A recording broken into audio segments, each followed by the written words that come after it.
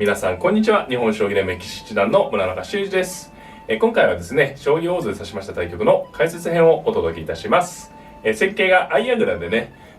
ガッチリと組み合う形のね矢倉戦になりました。近年は非常にね後手番からの急戦策が有力とされてみるね向きが増えてきまして、矢倉といっても急戦調のね矢倉が多いんですけれども、本局はそういった中でねがっちりとした矢倉戦になりましたので、そちらの方をゆっくり解説していきたいと思います。ぜひぜひ最後までごゆっくりお楽しみください。はい、それではね解説の方を始めていきたいと思います。本局ね私が後手番ということなので、盤面的にはねこうひっくり返った状態、私の方が上で相手の方が下という状況で解説していきます。先手のね相手は7六歩、8四歩、6八銀、3四歩で6六歩ですね。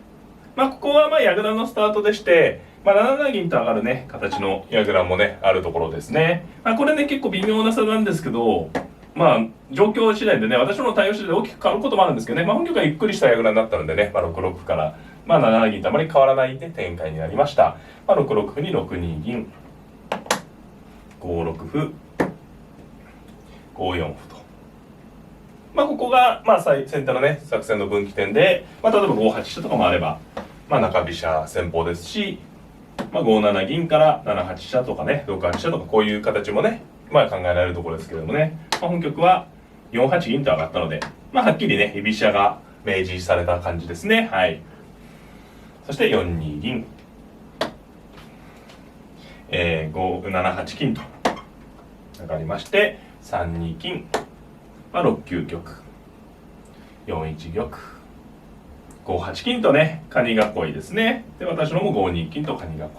これがカニ囲いと呼ばれるね形であります。で矢倉はね結構組み上がるのに、時間がかかるのでね、ちょっとその辺がちょっと大変で苦手だよっていうね方もねいらっしゃると思うんですよね。で矢倉を組み上げる上で、ポイントになってくるのはね、金銀をこうバランスよくね一手ずつ動かすと、うまくね組むことができます。これもしかしたら以前のね動画でも言ったかもしれないんですけどね、こうバランス金銀をね一個ずつ動かすことで好きなくね、例えばこうカニ囲いの形をお互いできてるんですけど、この形でね十分、場合によってはね、すぐ動くこともできますよね。常に相手が、この場合は急戦調の形はないですが、相手が動いてきてもね大丈夫なように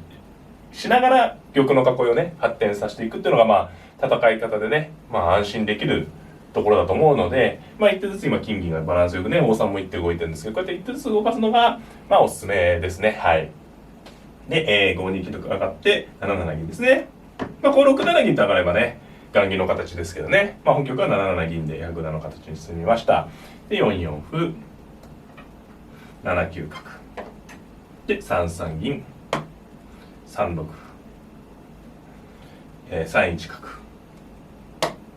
そうですね、お互いに角をね、こう詰まった形ですとね、お互いこう角が詰まってますと王様がね入っていけないので、引いて、お互い引いた形で、角をどかせて王様を移動していくっていうねことですね。はい。でここでね、3七銀と上がったんですけど、これが一つ作戦のポイントですね。先手番から見ますとね、この地点に銀が行くのか桂馬が行くのかっていうのが一つポイントでして、桂馬を飛ぶ形ですとね、森下システムと呼ばれるような形になりやすいですね。桂馬を飛ぶメリットとしては、例えば端を攻めねスズメ刺しみたいな感じの時に桂馬がこう一つね使いやすいとかねありますね。本局はすいません、どちらがいいとかはね特にないですね。結構棋風とか好みが分かれてますね。3七銀と上がってね銀が出動しました。はい。で私は4三金右とね矢倉の形を完成させました。そして6七金右とありましてね。で後手の方としましたね、本局ここで6四角出たんですけれども、さまざまな指し手がねあるところなんですが、こう角を6四に上がることでね、対局中も言ったんですけれども、この角が間接的にね飛車銀こちら側ね先手の攻撃陣を睨んでまして、この角の睨みで、先手にね先手の攻めを牽制するというのが、一つね、戦い方の、流れとしてね有力な指し方ですね。非常に多く指されている形ですね。例えば4二角とかね、角を移動させて王様を囲いたいんですけれども、角を4二に上がるというのはね悪い手ではないんですが、4二に角いますとねこちら側の例えば飛車銀が、プレッシャーまるでない形なので、例えば3五歩同歩同角とね歩を交換しまして、まあ、3六銀から3七桂ね、まあ、例えば4六角とこういう形ですね。まあ、一つのまあ、矢倉の理想形と呼ばれるんですけど、こうね、自在にこう組まれてしまう可能性がありますね。まあ、本局は、のように、まあ、本局のようにね、6四に角がいますと、まあ、実際はね、ここで6八角だったんですが、まあ、例えばね、3五歩、同歩、同角とね、まあ、歩を切ってきたとした場合に、まあ、3六にね、こう歩を打つ手があるんですよね。角の睨みでね。これ一つ覚えておいてほしいね。反撃手段で。まあもちろん角がここにいたらね、できない。まあ同銀で意味がないんですが、6四にいると、角の睨みでね、飛車をいじめまして、同銀ですと飛車がただですね。これ銀上がるとね、非常に、まあ歪んだ形になりますよね。まあ例えば3四銀と上がって、また角を追ってもね。ということで、まあ先手としてはね、6四に後手の角が来ると、まあなかなかこう、なんていうんですかね、うまく、攻撃陣を作るのが、まあ、なんかちょっと工夫していかないといけないところになるんですね。まあ、6五歩とつけば、いつでもこう角を得るんで、これ追われたらね、なんか出たのにも、ね、損じゃないかと思われる方ね、当然いると思うんですよね。出て、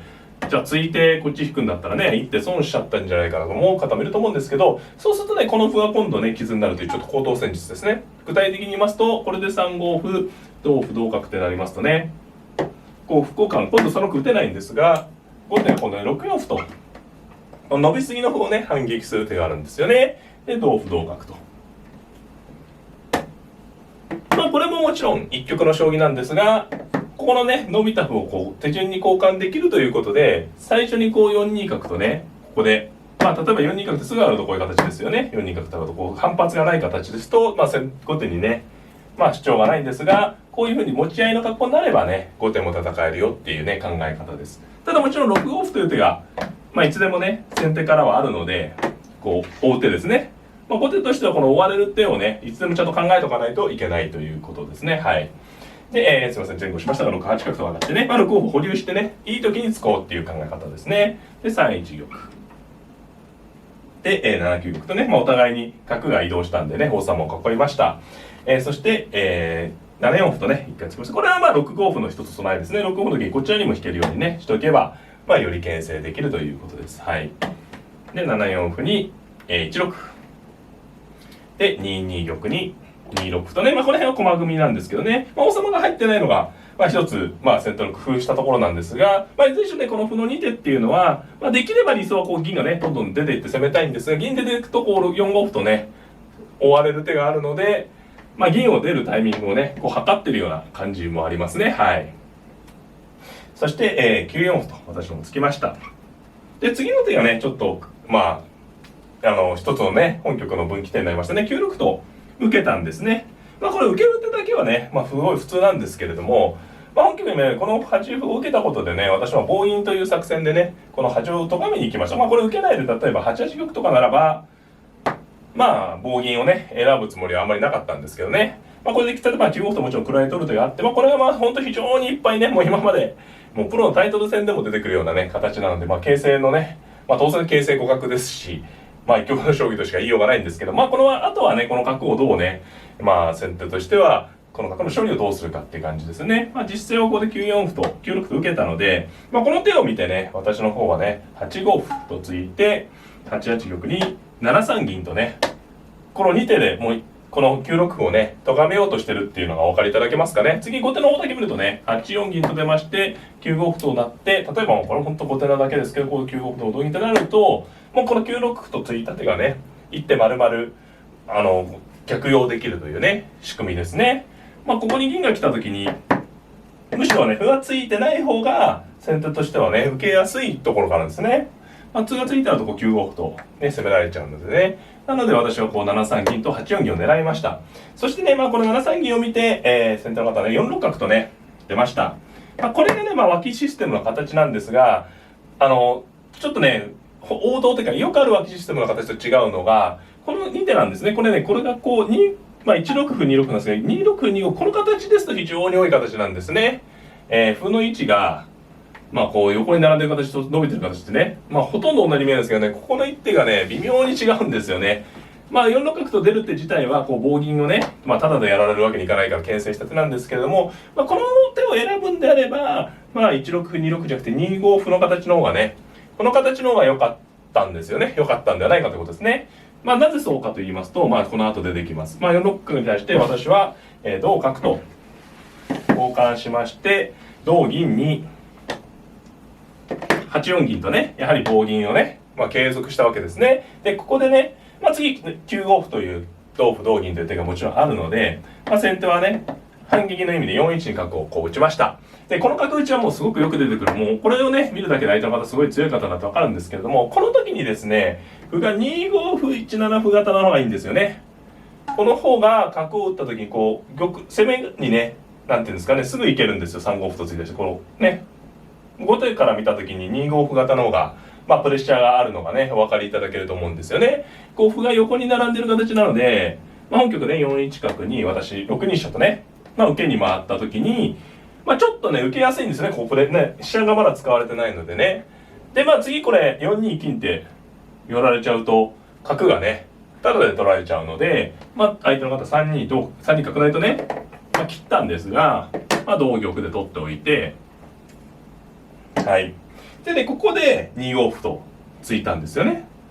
まあこれ2五歩、この局面だけ見ればもう2五歩はものすごい自然な手なんですけれども、こう進んで2五歩ですとね、やっぱ一手丸々違うんですね。まあ先ほど言ってたこの形ですと、これで先手の番で、ここで皆さんね、1六歩とつく方はあんまいないと思うんですよね。これ、こう切って、角を切って1六歩ってつくんじゃね、すごい損なので、まあ具体的にはそこで3五歩と、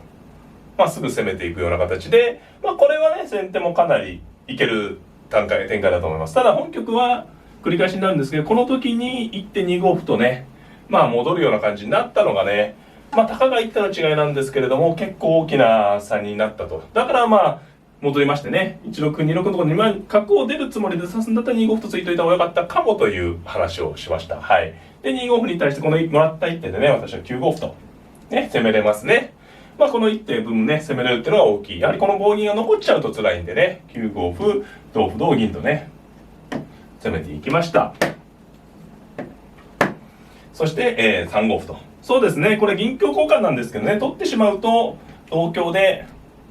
まあ、かえってね、まあ、9九角とかね、9二飛車のような手が出てきて、例えば9七歩と受けても、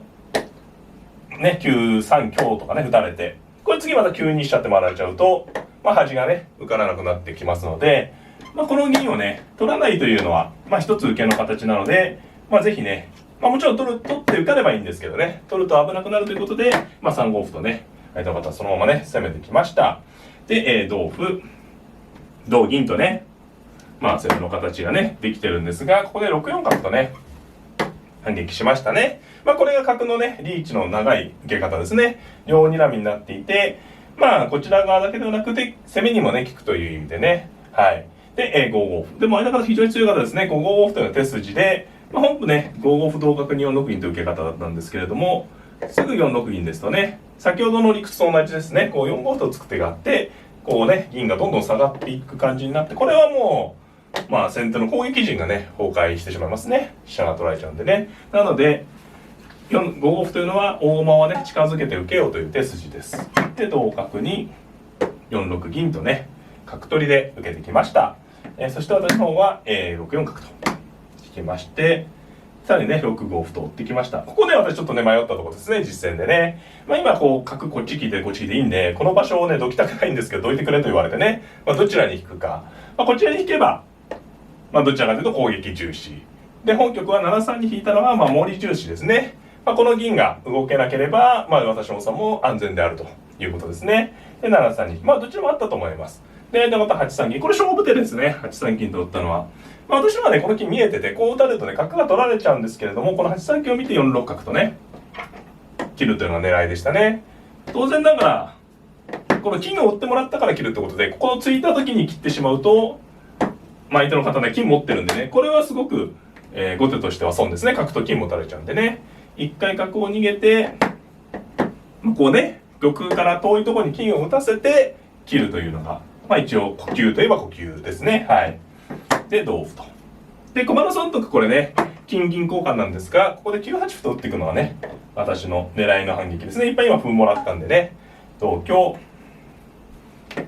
9七歩とね、打っていって、同香に、9六歩と打ってね、まあ棒銀の形がね、炸裂しましたね。同香、同銀と。進みました。これでちょっとね、私の方が優勢だと思うんですけどね、ここから相手の方もね、もらった歩で反撃に行きました。3四歩。ね、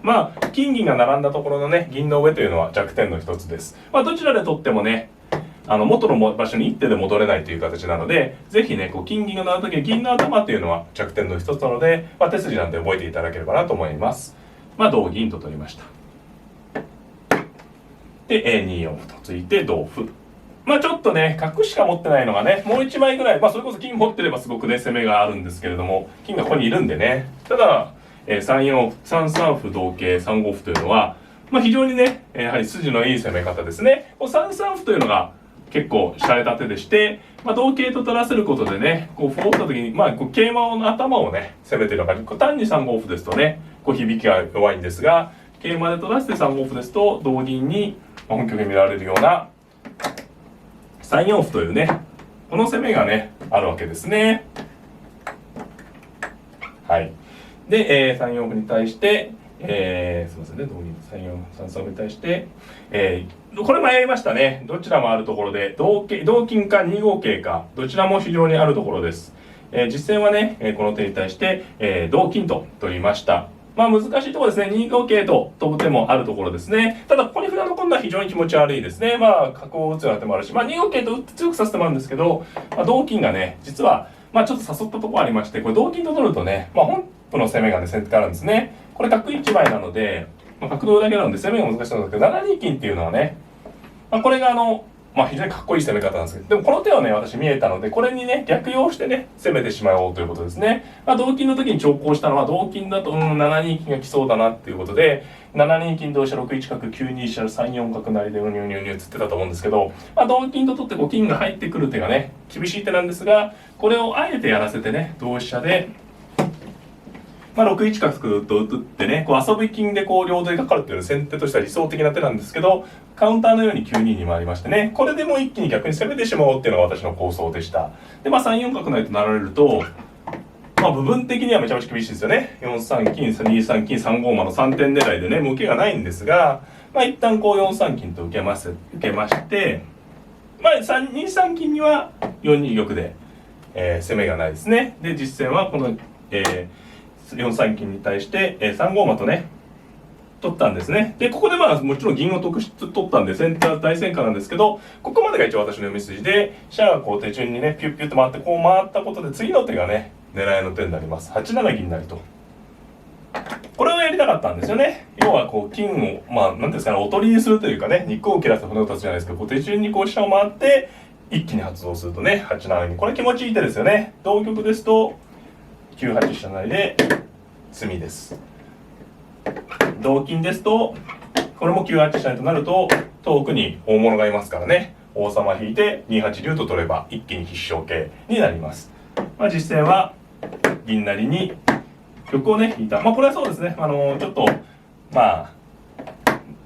れですけどね、9七銀成となっちゃうと王様引かれて、これは重い攻めになっちゃいますね。これは似た形ですけど重くなっちゃうんで、8七になるのが大事ですね。で、7九玉に、7八成銀とね、一気に棒銀が、金まで剥がしましてね。で、同玉と。同飛車も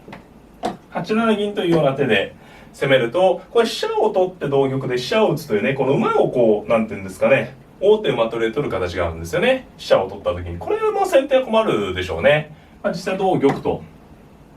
取ったんですが、先手もね、金銀3枚持ってね、駒が増えてきたんですけれども、9八飛車成がね、当然ながら厳しい王手ですね。玉が逃げますとね、大物のね、飛車がいますので、何か受けないといけないんですが、例えば金を打って弾いても、銀を打つと、弾いた金をね、手順に、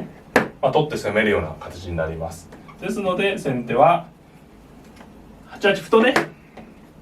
駒を温存してね、受けました。温存して受ければ、次ね、自分の番が来た時に5二銀とか、あるいは、5二金って打てばね、後手の王様に迫れるんですが、ここで私の手番ですのでね、これだけ駒が持っているので、8七銀と、これは一間竜ですね、いわゆる。歩で取ると王様で、王様だと竜のね、晴れなので取れないという形です。で、6八玉に、5五香と。これがね、結構気持ちのいい手ですよね。先手に歩がないんでね、歩があれば、5六歩と打てば、止まる形なんですけれども、歩がないので、攻撃態勢ですよね。まあ相手の方ここで2三金と、これはまあ勝負手ですね。同玉ですと2四馬と出て、まあ詰みはないんですが、馬を出た後に取った歩でね5六歩と受けようという狙いだったんですが、2三金に4二玉と逃げたところで、投了となりました。まあちょっと早い投了でもあるかもしれないですね。先手は投了だったんですけど、これ香車が効いていて、次ね、私の番ですと7八金と打って、まあ一手詰めがあるところですね。で、この一手詰めを受ける方法が、まあ銀を取れないですね、竜がいるんでね。まあここに駒を出すなら例えば6九銀とか受けがあるんですが、これはまあ5九に角打つ形にまして、まあ例えば8九竜とやられても、またね、受けないといけないような形。まあ5九角、7九玉、8九竜からね、詰みありそうですね。で、まあ、一番まあ頑張れる系がこう5六銀とね、こう今日の金は歩でヒンとこう銀打たれて辛いんですけど、こう打てば、まあ一番受けとしては、まあ粘りがあるんですけれども、これもまあ同香と取って、同金に、まあいろいろあるところですけどね。まあ例えばまあ8九竜ですかね、こういうくらいの手でも、後手がねいけそうですね。次7八竜から攻めなきゃいけないので、まあ、例えば取ったりしても、まあ、これね銀取って取られてもまだ後手の王様が安全なのが大きいですね。まあ詰みもあるかもしれませんし、例えば、まあ、7八角とか打って、まあ、次6七金のね詰みと金取りを狙うような手でね、まあ飛車さえ渡さなければね、例えばこう角1枚もう1枚後手に先手に入っても、まあ詰みがないのでね、かなり余裕がある形。まあ飛車だけはね、飛車を渡すと危ないんですが、飛車を取らせさえしなければ攻めが続くので、まあ投了となりました。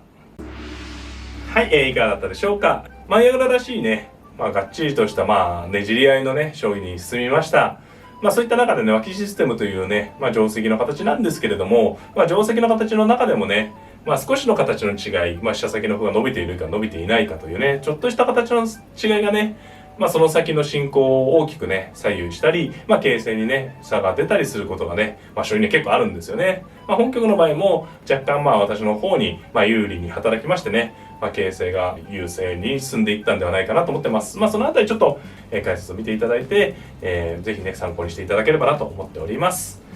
この動画が良かったという方はグッドボタンを、チャンネル登録の方もぜひぜひよろしくお願いいたします。それではまた、さよなら。